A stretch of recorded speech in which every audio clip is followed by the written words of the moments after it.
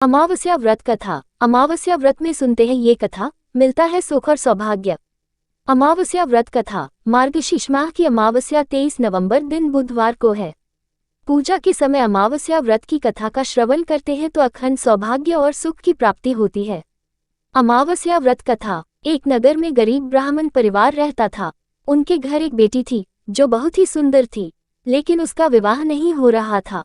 एक दिन एक साधु उसके घर आए और उस लड़की की सेवा से प्रसन्न हुए और उसका हाथ देखा।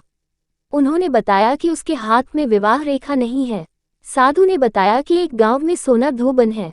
यदि यह कन्या उसकी सेवा करे और वह इसके विवाह के समय अपनी मान का सिंदूर इस बेटी को लगा दे तो इसका वैधव्य योग दूर हो जाएगा। तब ब्राह्मण पिता ने बेटी को उस धोबन की सेवा करने को कहा। पिता के कहे अनुसार वह लड़की रोज सुबह सोना धोबन के घर जाती और उसके घर की साफ सफाई के साथ पूरे काम करके वापस घर आ जाती थी।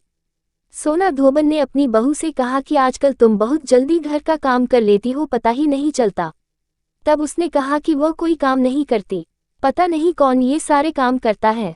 अगले दिन से सास और बहू निगरानी करने लगी। काफी दिनों बाद सोना धोबन ने उस कन्या को पकड़ लिया और उससे पूछा कि तुम इतने दिनों से मेरे यहाँ ये सब काम क्यों करती हो। तब उसने सोना धोबन को सारी बातें बताई। सोना धोबन तैयार हो गई।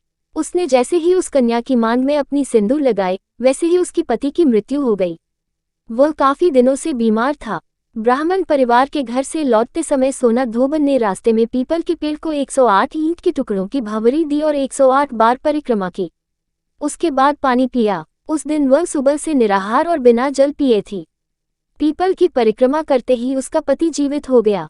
उस दिन सोमवती अमावस्या थी। धार्मिक मान्यताओं के अनुसार जो महिला सोमवती अमावस्या से भावरी देने की परंपरा शुरू करती है और हर अमावस्या को भावरी देती है, उसके सुख और सौभाग्य में वृद्धि होती है।